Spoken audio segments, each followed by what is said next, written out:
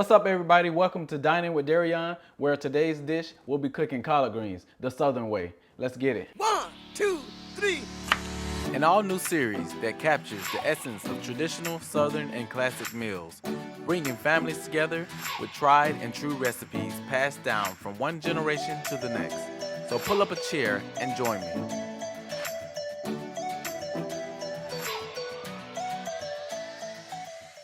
All right, cool. So today, the first thing for a good collard green is a good smoked meat. So any smoked meat of your choice is fine, but today I'm gonna be using, as you can see here, I've already had it cooking for probably about an hour at this point, but I'm gonna use some pork hocks.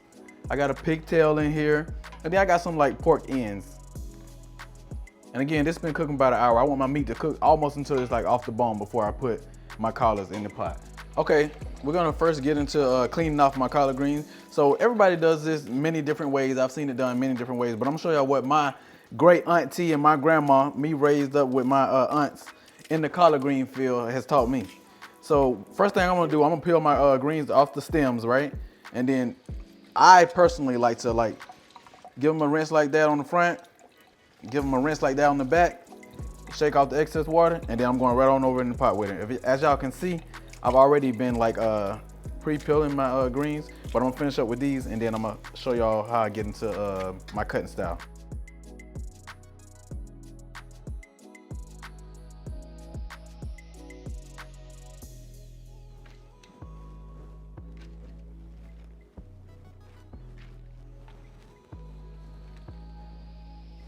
Okay, here we have our collards. I have layered them pretty much, just like as if the stem was still there on top of each other.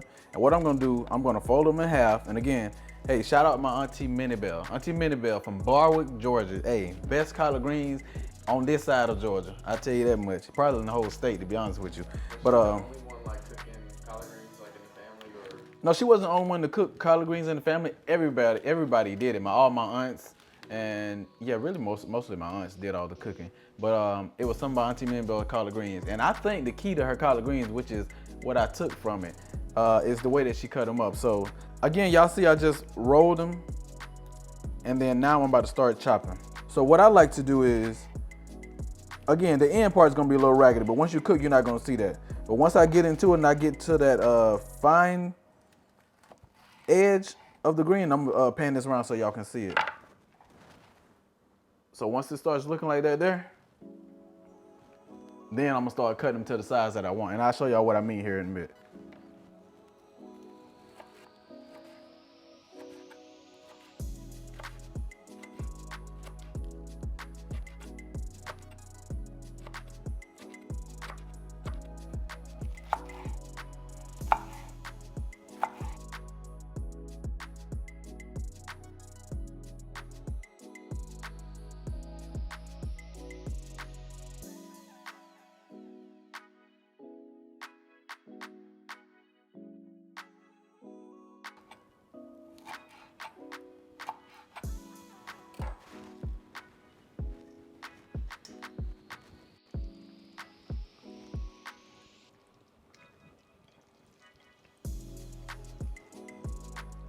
All right, so we have finished cutting up the greens, and as y'all can see, like I was mentioning earlier, I like to cut my greens up fine, right?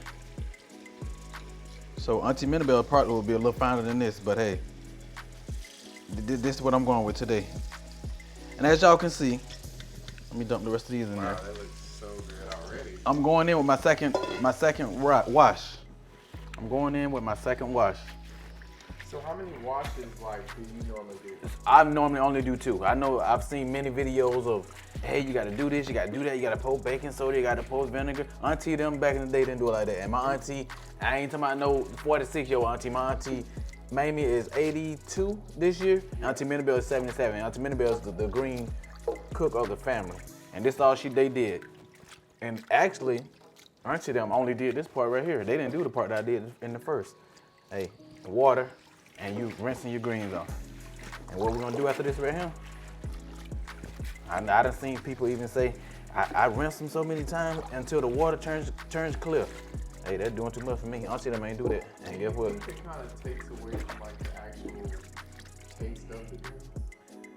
from washing them so much? You know, it might do, cause they wash them until the water turns clear. You washing the nutrients out of them at that point. Yeah. Yeah. But hey, this all Auntie them did. Put them back in that sink after they got done cutting them up. And this is what they did. After I washed them off, and again, this is my second time washing. I'm going right on over my bowl because after I drain this little water off them like I'm doing here now, they're going right in the pot on top of my smoked meat. Ain't that pot trying to run away from me. Again, this is my second wash.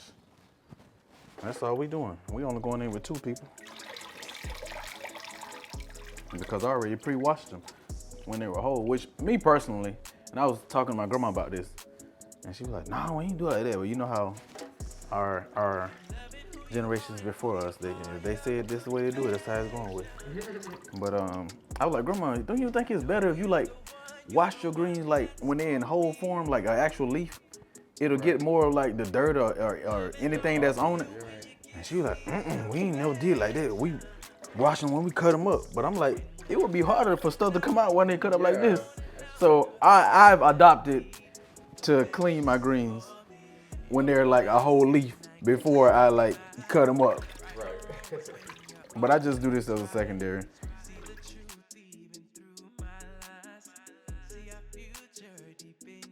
All right, and from our last rinse, I just brought my pot over here to my actual pot what I'm cooking in, and I'm just going straight in on top of that pork meat that I'm cooking with. I'm going straight in on top of it. Now again, this is a lot of greens, it looked like, right? Auntie them stuffed all of them on top, and I'm gonna show y'all what I mean. Because eventually they're gonna cook down. They're gonna cook down, and all of them gonna fit in this pot. If y'all don't believe me, just watch.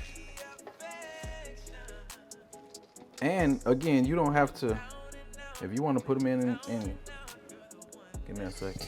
If you want to put them in chunks, like as they go down, you can do that. As they cook down, yes. If they cook as they cook down, you can put the rest of them in there. But I'm going in with all these. Just like that. And y'all see they all in there. And I'm gonna just, the top ain't gonna sit down on there, not yet. But what I'm gonna do is I'm gonna capture that steam and it's gonna help cook down everything.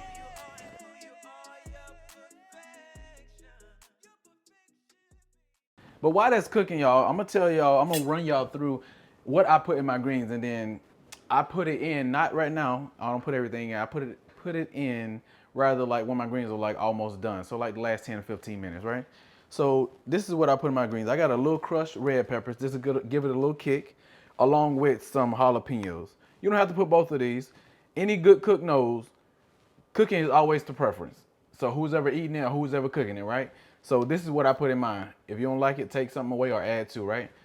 With my pork over there that I'm cooking with, I've seen it done with smoked turkey. So if you're not a pork fan at all, smoked turkey works perfectly fine. But the only difference between pork and turkey that I've seen is you have to season turkey more than you would pork. So I have put no season. A pig, the pig is salty. Think of like bacon. When you cook bacon, it's salty. You don't have to add nothing to it. Right. And it's kind of the same thing with like the other parts of the pig.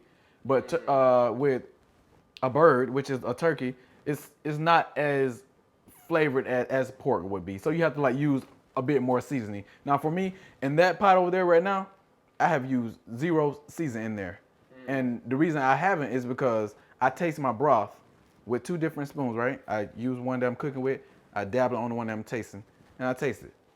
Don't need no salt at all right now. Now what I will say is the greens is gonna take away from that a little bit. So what I do have some garlic and pepper seasoning. This is what I'm putting in mine. Some garlic and pepper seasoning just to like get it back up to a good salt taste or something to make the flavor pop out, right? But moving on to what I put in mine. Again, I crushed red peppers, a little bit of jalapenos. I got some onion that I'm gonna throw in there. I got a little bit of okra. And then last but not least, and hey, Auntie Minabelle, I'm giving away the secret. This is grease. Not only grease, this is chicken grease that's been used 2, 3, 4 times. However many times you want to use it. But hey, it's flavor in here. But this chicken grease is gonna go also in my collard greens. I done gave y'all the secret. Auntie, don't kill me. But yeah, that's chicken grease. And again, it's not much. We ain't getting carried away. But this is chicken grease. Wow. Okay, as y'all can see, my greens have already cooked down. And what, it's been like what, maybe 3, 4 minutes at this point, Kiara? Yeah. Yeah, so About 3 minutes. it ain't even been 5 minutes yet. But all those greens what I have cooked down. And as y'all can see, you don't need a whole lot of water, which is what I use mine. I know I've heard people use chicken broth and all that. Auntie them didn't use that. Auntie them use water because that pork that we got in the bottom of here, oh, it already done seasoned. But yeah, it done cooked down already, 3, 4 minutes. And we just gonna cover these back up and let them finish cooking.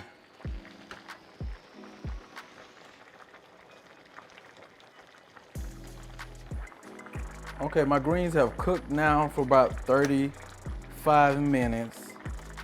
And again, it don't take long. I've seen videos. I just gotta keep saying that, y'all. Where these folks gonna cook greens for 3 and 4 hours. I ain't never seen my auntie cook the actual green from the time she drop it in there for 3 or 4 hours. I ain't never seen that now. And she might leave it in about an hour and a half at the most. But we're gonna go in with the ingredients that I showed y'all earlier. And one thing I did forget to show y'all is I like to put some of the stem. I like to put some of the stem inside of my pot as well. Just give it a little crunch. So I'm going with those first. And that stem from the. That's the stems from the collards. From the collard green. Okay. Yes. And right on top of those, I'm gonna go in with those onions.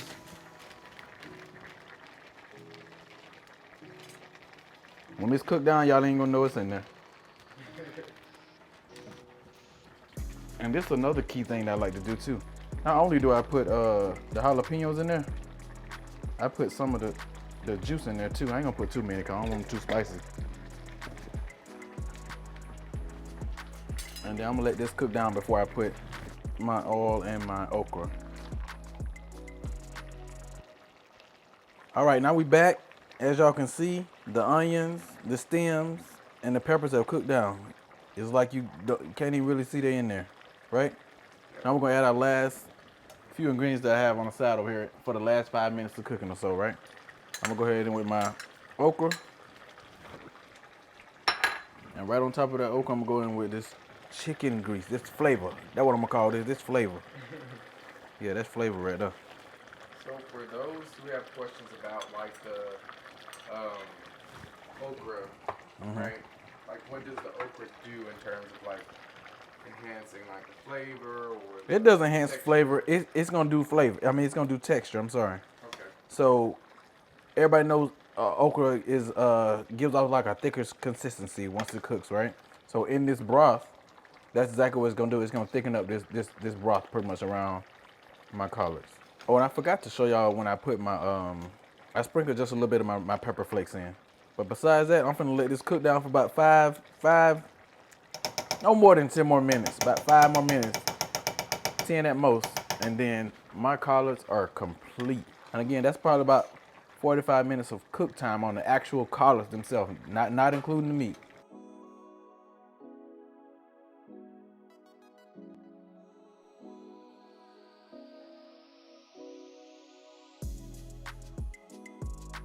All right, so here we are with our final result. And again, what I had paired with my collard greens is a little cornbread, of course, and then we have some turkey wings, and then I did a little mac and cheese. But let's dig on in and see how these collards taste. I'm gonna need y'all to get into it too, and y'all leave me some reviews on what did you try different, or if you did it exactly like I did. What's your first reaction? Man, I make it savory. Savory. Amazing. But hey, until next time, this is Dining with Derion. Like, subscribe, share, and again, hey, y'all hit me up. Let me know what y'all think, and also let me know what y'all would like for me to do next time on Next Go Round. Peace.